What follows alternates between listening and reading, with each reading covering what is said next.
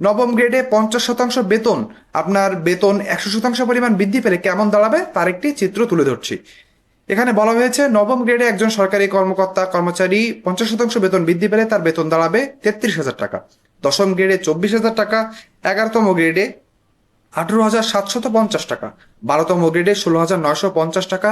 13তম গ্রেডে 16,500 টাকা। 14তম গ্রেডে 15,300 টাকা। 15তম গ্রেডে 14,550 টাকা। 16তম গ্রেডে 13,950 টাকা।